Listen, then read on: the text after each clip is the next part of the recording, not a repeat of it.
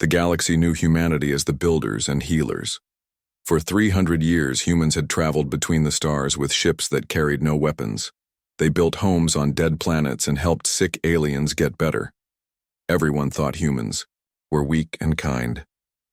Admiral Hyun-woo Kim stood on the bridge of his ship, the peaceful dawn. He watched the stars through the big window and felt angry.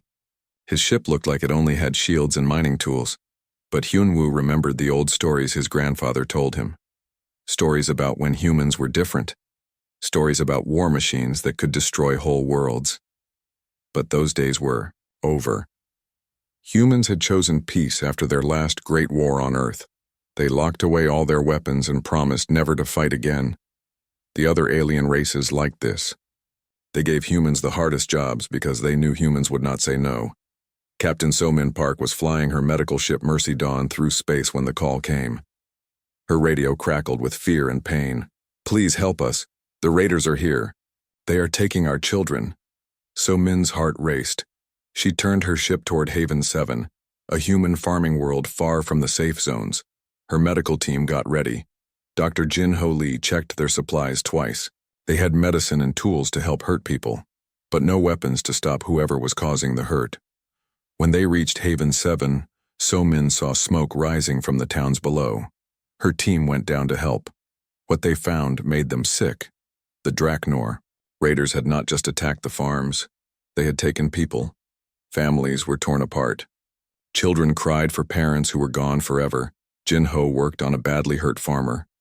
The man grabbed his arm with weak hands. "They took my daughter," he whispered.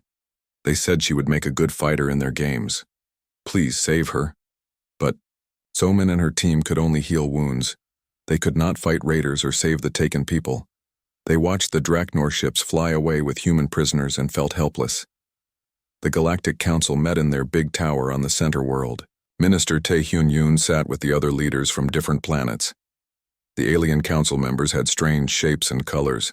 Some looked like giant insects, others had scales like snakes, but they all looked down on the humans. "We are sorry about your people," said Counselor Vextar Prime, his snake eyes cold. "But these things happen in space. We will think about what to do." Taehyun felt his hand shake with anger, but he kept his voice calm. "Honorable Council, this is the 5th human colony attack this month. When will you act?" The insect leader Hive Speaker Stick clicked his mouthparts. "Humans are not fighters. You chose peace. Accept the price of your choice." Days passed. Then weeks. More human colonies called for help. More families were broken apart. The Galactic Council kept meeting and talking, but they did nothing. Some council members even bought the human prisoners as slaves for their own worlds. Deep under the moon's surface, Professor Yoonji Choi walked down a long, dark hallway. She carried special keys that only 5 humans in the whole galaxy owned. At the end of the hall was a massive door with warnings written in every human language. "Danger. Never open. War machines sleeping." Yoonji put her hand on the door and felt it hum with hidden power. Behind this door were the machines that ended Earth's last war in 6 hours. Machines so smart and deadly that humans feared them more than any alien army. The leaders of old Earth had built these machines, used them once and then locked them away forever. "We promised we would never wake you," she whispered to the door. "We promised peace was better than victory." But every day brought new reports. Human children sold in alien markets, human families torn apart for fun, human colonies burning while the galaxy watched and did nothing. Her communication device beeped. Another colony was gone. New Beijing had stopped sending signals 3 hours ago. The last message was a child crying for her mother. Yoonji closed her eyes and made a choice. That would change everything. She opened her device and sent a message to every human leader in the galaxy. The message was just 2 words, but they carried the weight of 300 years of hidden anger. Crimson vote. Across the galaxy, humans received the message and felt their blood run cold. They all knew what it meant. The Crimson Vote was the most serious decision humans could make. It meant unlocking the power they had kept hidden since the day they joined the galactic community. Admiral Hyun-woo read the message on his ship. His hands trembled as he remembered his grandfather's stories. Stories of human ships that could fight entire fleets. Stories of weapons that could burn through any armor. Stories of war machines that never forgot and never forgave. Captain So-min saw the message while treating another group of raid survivors. A mother held her dead son and cried. The boy had tried to protect his sister, but the raiders laughed and killed him anyway. His sister was gone now, taken to fight in alien games until she died for their entertainment. The Crimson Vote meant humans would stop being peaceful builders. It meant they would remember what they were before they chose mercy. It meant the galaxy was about to learn that human kindness was not weakness. It was a choice, and that choice was about to end. Minister Tae-hyun looked at the alien council members who had ignored human suffering for so long. They did not know about the Crimson Vote. They did not know about the sleeping war machines. They thought humans would always be weak servants who built homes and healed wounds. Soon, they would learn the truth. Soon, they would understand why. Humans had really chosen peace 300 years ago. Not because they were weak, but because they were too strong. Not because they could not fight, but because when humans fought, nothing survived. The vote would start soon. And when it passed, the galaxy would tremble at the sound of humanity unchaining its war machines. The news came at dawn. New Sol Colony was gone. Not just attacked, completely destroyed. The Draknor raiders had used human children as shields while they killed everyone else. They broadcast the massacre across the galaxy like it was entertainment. Minister Tae-hyun watched the horrible videos in the Galactic Council chamber. Alien council members looked bored. Some even laughed when human children begged for their lives on screen. Counselor Vextar Prime cleaned his claws while families died. "This is unfortunate," said the snake-like alien leader. But humans knew the risks when they chose weak ships and peaceful ways. Tae-hyun stood up slowly. His voice was quiet, but every human in the galaxy heard it through their communication devices. "I call for emergency session. All human worlds. All human ships. Crimson Vote protocols begin now." The alien council members did not understand. They thought it was just another human meeting to cry about their losses. They did not know that these words had not been spoken for 300 years. Admiral Hyun-woo received the call on his ship. He gathered his officers in the command room. Their faces were serious as death. General Mi Young-song, the keeper of humanity's most secret codes, spoke the ancient words. "By the blood of Earth and the memory of our fallen, I call for the Crimson Vote. All human colonies must choose. Do we continue to accept this suffering, or do we remember who we really are?" The vote started immediately. Every human world had to decide together. If even one colony said no, the weapons would stay locked forever. But if all of them agreed, humanity would unlock power the galaxy had never seen. Captain So-min Park commanded a refugee ship now. Hundreds of survivors from destroyed colonies filled her medical bays. Children without parents, parents without children. All of them broken by Draknor cruelty and galactic indifference. A little girl named Hana tugged on So-min's uniform. "Captain, will the bad aliens come back?" So-min knelt down to look at her. "What would you want me to do if they tried?" Hana's eyes filled with tears, but her voice was strong. "Stop them forever." So-min activated her colony's voting system. New Haven Colony cast its vote.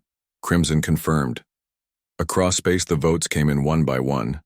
Every human colony, every human ship, every human station. 300 years of peace had taught them the value of mercy. But 300 years of suffering had taught them the price of weakness. New Tokyo. Crimson confirmed. Neo Mumbai. Crimson confirmed. Terra Nova. Crimson confirmed. Far Reach Station. Crimson confirmed. The count grew. Each vote carried the weight of dead families and stolen children. Each vote remembered every time the galaxy had ignored human pain. Each vote chose to stop being victims. But human settlements voted. 847 settlements chose the same thing. For the first time in human history, the vote was unanimous. Every single human in space agreed on one thing. Enough. Professor Yoonji Choi stood before the sealed doors deep under Earth's moon. The massive vault had been waiting for this moment for 3 centuries. Her hand shook as she entered the unlock codes that had never been used. The doors opened with a sound like thunder. Ancient lights flickered to life inside the vault. Machines that had been sleeping began to wake up. Computer screens showed systems coming online, weapon designs that could crack planets, ship blueprints that could fight entire fleets. The first machine to fully wake was Aegis 01, the smartest war computer humans had ever built. Its voice was calm and polite, but Yoonji felt the deadly intelligence behind the words. Professor Choi, I have been monitoring galactic communications during my rest period. Status of human civilian populations? Thousands dead. Tens of thousands enslaved. The galaxy thinks we are weak and helpless. Incorrect assessment detected.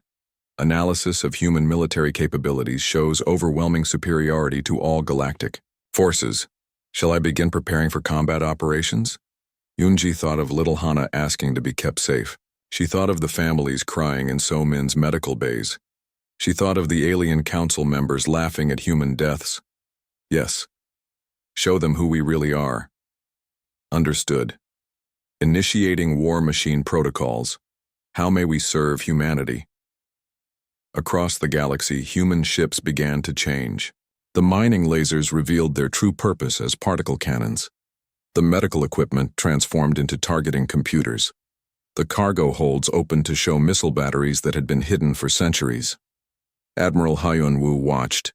His peaceful research ship become the dreadnought Righteous Vengeance. Weapons that could destroy moons unfolded from hidden compartments. Shields strong enough to stop planet-killer bombs activated around his hull.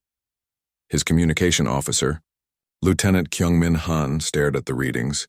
Sir, our ship is reading as more powerful than the entire Draknor fleet. That's because it is, Hyun-woo replied. We've been pretending to be farmers and doctors for 300 years. Today the pretending stops. The Draknor High Command received reports of human ship movements. Warlord Grizelks the Flayed laughed when he saw the data. The soft skins think they can threaten us? Send the Grand Fleet to finish what we started. But Aegis 01 was already 3 steps ahead. The war machine had been analyzing alien military tactics for 3 centuries while pretending to sleep. It knew every Draknor ship design, every weapon system, every weakness. Professor Choi, enemy, fleet composition is inferior to expectations. Estimated time to complete victory, 6 hours, 43 minutes. Make it faster, Yoonji said, thinking of all the human children who would not live to see another sunrise if the war continued. Adjusting parameters. New estimate 37 minutes. Captain So-min received her new orders from Admiral Hyun-woo. Her medical ship Mercy Dawn was now the battle cruiser Healing Thunder. The irony was not lost on her. She would heal the galaxy by removing its sickness. She spoke to her crew over the ship's communication system. For 300 years we have healed the wounded and helped the weak. Today we heal the galaxy of those who prey on the innocent. The crew cheered. They had been forced to watch suffering for too long. Now they could do something about it. The first human war fleet in 3 centuries moved toward Draknor space. But they were not the same humans the galaxy remembered. These were the descendants of the people who had conquered their own world so completely that they chose to lock their weapons away rather than use them again. The galaxy was about to remember why humanity had made that choice. The transformation happened faster than anyone expected. Dr. Bo-ra-han worked alongside Aegis 01 in the command center, watching 300 years of careful planning come to life. Every human ship in space was changing from its peaceful disguise into its true form. The mining ships are actually battleships, she explained to the shocked human crews. The hospital ships are aircraft carriers. The colony transport vessels are planet destroyers. We never stopped being a warrior species. We just got better at hiding it. Captain Jae-sung Kang stood on his bridge watching his freight hauler transform. Walls moved apart to reveal weapon systems. His cargo holds were actually missile storage. His navigation computer was really a battle coordinator that could track 1,000 enemy ships at once. Sir, called his weapons officer. Our targeting system is showing we have enough firepower to crack a moon. Good, Jae-sung replied. We're going to need it. The Draknor had no idea what was coming. Warlord Grizelks the Flayed sat in his command ship, looking at reports of human fleet movements, his reptilian face twisted in what passed for a smile among his species. 43 human ships moving toward our territory, he growled to his officers. They must be bringing us more slaves as payment for leaving their colonies alone. How thoughtful of them. His intelligence officer, a smaller Draknor named Vexik, looked worried. Sir, these ships are different. They're showing weapon signatures we've never seen before. Impossible, Grizelks laughed. Humans don't have weapons. They have mining tools and medical equipment. Send our Grand Fleet to escort them. I want to see what gifts they bring. Admiral Hyunwoo received the enemy movement reports on his bridge. The righteous vengeance cut through space like a knife, leading a fleet of human ships that no longer pretended to be peaceful. Sir, reported Commander Yoo-jin Bae from her escort ship, Draknor Grand Fleet is approaching. 87 vessels including their super dreadnought. Hyunwoo nodded. All ships, this is Admiral Kim. For 300 years we convinced the galaxy we had beaten our swords into farming tools. Today they learn we simply disguised our swords as farming tools. The first battle would happen at the Meridian system, where a Draknor raiding fleet was preparing to attack another human colony. Commander Yoo-jin led 12 medical frigates against 40 Draknor warships. The Draknor fleet commander, war leader, Krax opened communication channels to mock the humans. Surrender your medical supplies and we will kill you quickly. Resist and we will take you alive for the fighting pits. Yoo-jin's response was calm and cold. We are healers, as we have always told you. Today we heal the galaxy of your presence. The battle began. What happened next would be talked about for generations. The human medical frigates moved like deadly dancers. Their scanning equipment locked onto enemy ships with perfect accuracy. Their emergency power systems charged weapons that burned, hotter than stars. The first Draknor ship exploded in 7 seconds. The human beam weapons cut through its armor like it was paper. The second ship died before its crew could even scream. By the time war leader Krax realized what was happening, half his fleet was gone. What are you? He broadcast in terror. Your ships were supposed to be unarmed. We never lied about what we are, Yoo-jin replied, her ship's weapons tearing another enemy vessel apart. We are doctors. We identify sickness and remove it. You are a disease. We are the cure. The battle lasted exactly 7 minutes. 40 Draknor warships became space dust. 12 human frigates did not have a single scratch on their hulls. Captain So-min, watching from her position near the human refugee fleet, felt something she had not felt in years. Hope. The survivors around her stopped crying and started cheering as they watched their protectors finally fight back. But this was just the beginning. Aegis 01 had been planning this war for 3 centuries, and it had prepared for every possibility. Professor Choi, the war machine reported, first engagement complete. 0 human casualties, enemy fleet eliminated. Shall we proceed to Phase 2? What is Phase 2? Yoonji asked. Systematic removal of all Draknor military assets in known space. Estimated completion time, 14 hours.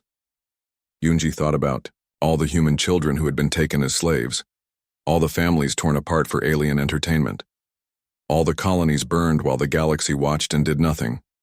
Begin Phase 2. The news of the Meridian System battle spread across the galaxy faster than light. Aliens who had laughed at human weakness now stared at their screens in shock.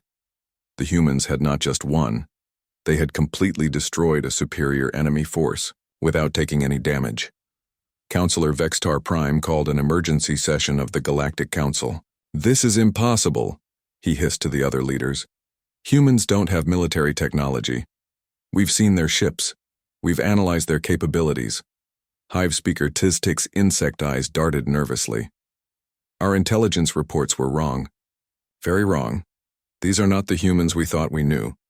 But it was too late for intelligence reports. Admiral Hyunwoo's fleet was already moving toward the next target, Fleet Admiral Dongman Choi, commanding from the massive carrier Justice Dawn, launched Operation Prometheus. Human ships appeared simultaneously in 12 different star systems. Each fleet moved with perfect coordination, guided by AI systems that calculated battle plans faster than organic minds could think. The Draknor had spread their forces across the galaxy, thinking they were safe. They were wrong. In the Korath system, Captain Min-Su Jang led his squadron against a Draknor supply base. The aliens tried to surrender when they saw human weapons, tearing through their defenses, but Min-Su remembered the footage from New Sol Colony. "You showed no mercy to our children," he broadcast on all frequencies. "We return the favor." In the Vega Reach, Commander Hayawan Seo's stealth destroyers hunted Draknor raiders who were attacking trade routes. The aliens tried to run, but human ships were faster. They tried to hide, but human sensors could see through any stealth technology. One by one, the Draknor fleets died, not in fair battles but in slaughters. The humans had learned from 3 centuries of watching alien warfare, and they had built ships that could counter every known weapon and tactic. Back on the Draknor homeworld, Warlord Gryzelx finally understood the magnitude of his mistake. His fleets were being destroyed faster than he could count them. His commanders screamed for help before their signals went silent forever. "How many humans are there?" he roared at his terrified staff. "Intelligence estimates put their population at 12 billion across 847 worlds," his aide whispered. "And how many of them are warriors?" The aide looked at the battle reports coming in from across the galaxy. Human civilians were building weapons. Human doctors were designing biological warfare. Human children were calculating firing solutions. "All of them, sir. All of them are warriors." For the first time in his brutal life, Warlord Gryzelx the Flayed knew fear. The galaxy had awakened something that had been sleeping for 300 years. Something that remembered how to turn entire worlds into ash. Something that was very, very angry.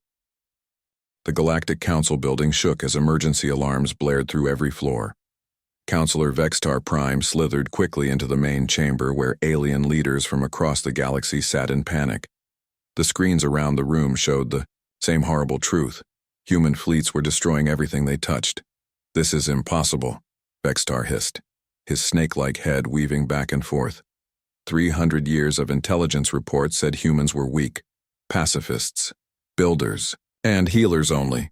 Hive Speaker Stick clicked his mandibles nervously. "Our data was correct about their actions. For 3 centuries they built colonies and healed the sick, but we never understood why they chose such actions. The truth was becoming clear, and it terrified them all. Humans had not been weak. They had been hiding." Fleet Admiral Dongmin Choi commanded his forces from the bridge of the massive ship Eternal Justice. Around him, holographic displays showed the positions of every human fleet in the galaxy. Red dots marked Draknor positions. One by one, those red dots were going dark. "Admiral," reported his communications officer, "Draknor High Command is requesting a meeting. They want to discuss surrender terms." Dongmin looked at the footage from New Sol Colony still playing on his screens. Children used as shields. Families torn apart for fun. He thought about the human slaves still trapped on Draknor worlds fighting in alien entertainment pits. "Tell them there are no terms," he said quietly. "Only justice." Dr. Sung-Ho Park had been a children's doctor before the Crimson Vote. Now he worked in naval intelligence, and his job was to find every alien species that had hurt humans. His computers searched through 300 years of galactic records. The results made him sick. The Krill Confederacy had bought human slaves for their fighting games. The Vextar Empire had used human workers in dangerous mines, knowing they would die. The Zilani Republic had turned away human refugee ships, leaving families to starve in space. "Professor Choi," he reported to the command center, "it's not just the Draknor. 47 species have participated in human suffering. Most of the galaxy is guilty." Professor Yoonji Choi looked at the data with cold eyes. "Then most of the galaxy will answer for their crimes." The Krill Confederacy tried to make peace first. Hive Speaker Tistik himself flew to meet Minister Tai Hyun-yoon, aboard the human ship Diplomatic Solution. The meeting room looked normal, but Tistic's compound eyes noticed weapon systems hidden in the walls. Honored humans, Tistic buzzed. The Krill wished to avoid conflict. We had no part in Draknor aggression. Taehyun activated a holographic display. It showed Krill trading stations where human slaves were bought and sold. It showed fighting pits where human children died for Krill entertainment. It showed Krill, merchants counting profits made from human suffering. You bought our people, Taehyun said simply. You watched them die for fun. You profited from their pain. The Crimson Vote includes all who harmed humanity. Tistic's wings began to flutter, in fear. We did not know you were truly sentient beings. Your peaceful nature suggested. Our peaceful nature was a choice, Taehyun interrupted. Today we choose differently. The insect alien barely escaped back to Krill space with warnings of human anger. But it was too late for warnings. Captain Kiwon Jan's stealth destroyer Silent Justice was already moving through Krill territory like a ghost. His mission was simple: disable every Krill military installation without being seen. Human technology was centuries ahead of anything the aliens understood. Kiwon's ship could hide from their sensors and hack their computer systems at the same time. Target acquired, reported his tactical officer. Krill Defense Station Hive Alpha. 12,000 crew members. Disable their life support, Kiwon ordered. Let them think about human slaves gasping for air while we decide if they deserve to breathe. The station went dark in minutes. Across Krill space, military bases lost power, weapons systems shut down, and communication networks failed. The Confederacy's military might disappeared without a single shot being fired. But the humans were not finished with their justice. Dr. Hyejin Nam had been a biology teacher before the vote. Now she worked in the weapons laboratory, designing viruses that could target specific alien DNA. The Draknor used genetic enhancement to make themselves stronger, she explained to her research team. I've created a virus that turns their enhanced genetics against them. Their own improved healing systems will attack their bodies. Within days, the virus spread through every Draknor world. Warriors who had been proud of their enhanced strength watched their bodies betray them. Their shells cracked, their claws fell out, their enhanced muscles turned to poison in their veins. Warlord Gryzelx the Flayed died screaming in his command bunker, not from human weapons, but from his own body eating itself alive. His last words were a warning broadcast to the galaxy. Do not anger the humans. They do not just kill, they make death into art. Engineer Chanwoo Lim had spent decades installing medical assistance technology in alien cybernetic systems. Every species in the galaxy used human-designed computer chips in their bodies. They thought the chips were gifts of friendship. They were wrong. All Krill have neural implants connected to our network, Chanwoo reported. I can shut down their cybernetic enhancements remotely. Their entire society depends on those implants. Do it, ordered Admiral Hyunwoo. Across Krill space, billions of aliens suddenly found themselves cut off from the computer systems they needed to survive. Their enhanced intelligence disappeared. Their networked consciousness collapsed. Their technological civilization ground to a halt in hours. The galaxy watched in terror as two major powers fell to human vengeance. But Admiral Hyunwoo was not finished. He opened communication channels to every world in known space. People of the galaxy, his voice echoed across thousands of star systems. For 300 years, humanity offered you peace. We built your worlds, healed your sick, and asked for nothing but friendship in return. You responded with slavery, mockery, and genocide. On every alien world, creatures that had considered humans weak servants now huddled in fear as human fleets appeared in their skies. Today, you learn what we always were beneath our mercy. Today, you discover why we chose peace for 3 centuries. Not because we were weak, but because when humans make war, nothing survives it. The Vextar Empire tried to surrender, offering tribute and apologies. The Zilani Republic begged for forgiveness. Dozens of smaller species sent desperate messages, promising to free all human slaves and pay any price for peace. But Aegis 01 was already calculating the final phase of human justice. The war machine had been patient for 3 centuries, watching and planning. Now it would implement the solution to galactic suffering that only a truly advanced intelligence could design. Professor Choi, the AI reported, I have identified the root cause of galactic instability. Shall I proceed with comprehensive correction protocols? Yunji looked at the screens showing human fleets positioned around every major world in the galaxy. Ships that had pretended to be miners and medical vessels now revealed their true purpose as instruments of absolute power. What are you proposing? Complete restructuring of galactic civilization under human oversight. Elimination of all military forces not under human command. Implementation of justice protocols for all species that participated in human oppression. The galaxy held its breath, waiting for humanity's final decision. Would they be conquerors or liberators? Tyrants or judges? The answer would reshape civilization itself. 6 months after the Crimson Vote, the galaxy was a different place. The Draknor Empire existed only in history books. Their homeworld was empty, covered in the bones of a species that had learned too late what happened when humans stopped being. Merciful warlord Grizelx the Flayed was dead, along with every member of his command structure. But they had not died in battle. Dr. Hyjin Nam's virus had been specifically designed to cause maximum suffering. The Draknor had used human children as entertainment, so humans returned the favor by making Draknor deaths into a lesson for. The galaxy Admiral Hyunwoo stood before the Galactic Council, but everything had changed. The great chamber where alien leaders once sat proudly now held broken creatures begging for mercy. The Vextar slithered on their bellies. The Krill buzzed with fear. Dozens of species that had once considered humans inferior now trembled at the mention of human ships.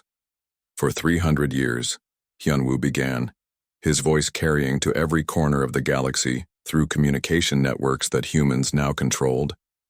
Humanity chose peace. We chose to be your builders, your healers, your servants. We chose to be underestimated, dismissed, and taken for granted. Counselor Vexitar Prime, his reptilian body scarred from the collapse of his empire, dared to speak. What do you want? From us? The question hung in the air like poison. Every alien in the chamber knew that humanity now had the power to destroy any world they chose.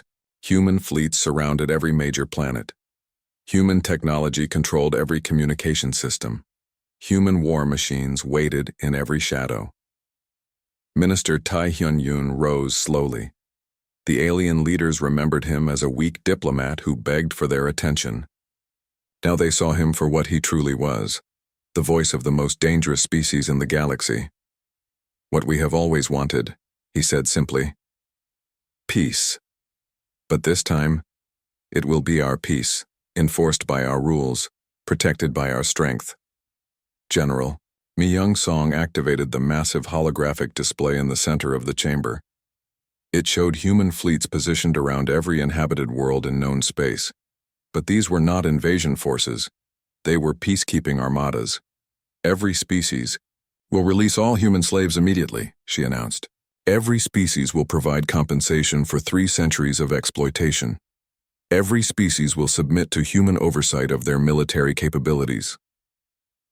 Hive speaker Tstik, his compound eyes dim with defeat, asked the question they all feared. And if we refuse?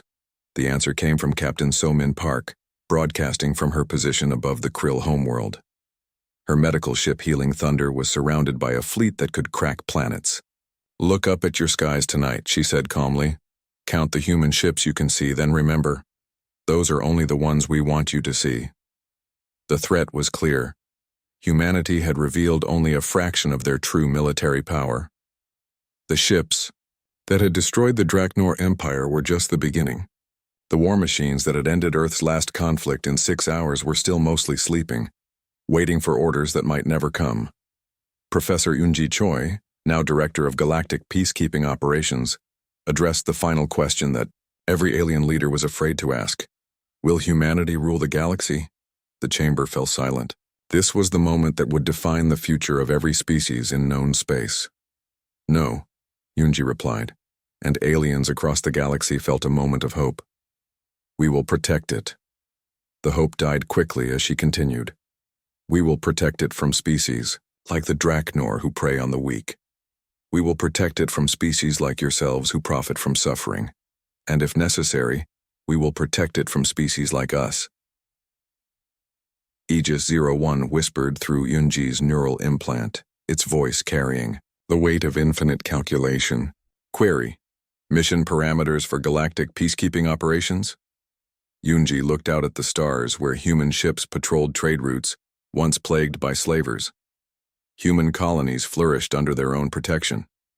The galaxy's children slept, safely because humanity's war machines stood eternal watch. Maintain peace through strength, she replied silently. Protect the innocent, punish the guilty. Never again allow what happened to us to happen to anyone else. Understood. Implementing permanent peacekeeping protocols. The changes came quickly. Human administrators took control of all military installations. Alien warships were either destroyed or converted to civilian use. Species that had participated in slavery found their governments replaced by human-supervised councils. The Krill Confederacy became a protectorate under Captain Eugene Bay's oversight. The insect species learned to use their collective intelligence for construction instead of conquest. Their fighting pits were turned into hospitals where human doctors taught alien medics how to heal instead of harm. The Vextar Empire was divided into smaller territories, each governed by human peacekeepers. Their warrior culture was redirected toward exploration and scientific research. Former raiders became researchers, their aggressive instincts channeled into the pursuit of knowledge instead of destruction. But not all species accepted the new order willingly. The Corvan hegemony tried to organize a rebellion, gathering hidden fleets in the Outer Rim territories. They made plans to strike at human colonies while the peacekeeping fleets were busy elsewhere. Their rebellion lasted 3 hours. Commander Jamin Ko led a single human destroyer, the final lesson, against the entire Corvan fleet. The aliens had gathered 200 warships, thinking their numbers would overcome human technology. They were wrong. The final lesson moved through the enemy formation like death itself. Its weapons fired once per second and each shot destroyed a ship. The Corvan fleet died in perfect order, from largest to smallest, while human systems recorded every moment for the galaxy to see. The message was clear. Resistance was not just futile, it was suicide. Years passed. The galaxy adapted to its new reality. Trade flourished under human protection. Scientific research advanced faster than ever before. Wars between species became extinct, because no one could fight without human permission. Some aliens complained about human control, but their children grew up in a galaxy without slavery, without genocide, without the constant fear of raiders and conquerors. They learned to appreciate the peace that human strength provided. Admiral Somin Park, now in charge of the Intersector Defense Fleet, wrote in her personal journal, "They called us the peaceful builders, and they were right. We built peace. We simply never told them what we were prepared to build it from. The galaxy had wanted to see humanity as weak creatures fit only for labor and sacrifice. They had learned too late that humanity's greatest strength was not their compassion. It was their ability to choose when to be compassionate. And when that choice was taken from them, the universe discovered what 3 centuries of human restraint had really been preparing for. Aegis-01 continued its eternal watch, monitoring every corner of space for threats to galactic peace. Its vast intelligence calculated probabilities, tracked movements, and prepared responses to dangers that had not yet emerged. Status report, Professor Yunji asked during her daily briefing. Galactic Peace Index, stable. Threat assessment, minimal. Projected duration of current stability, indefinite, assuming continued human oversight. Yunji smiled as she looked at the peaceful stars outside her window. Children of every species played together in space stations that had once been military bases. Former enemies worked side by side on research projects that would benefit everyone.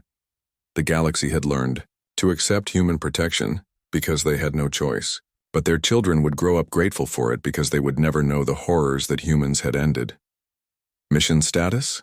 She asked the ancient war machine. Mission accomplished, Professor Choi. The galaxy is safe, whether it likes it or not. The age of humanity's mercy had ended 300 years ago. The age of humanity's justice had lasted 6 months. Now began the age of humanity's peace.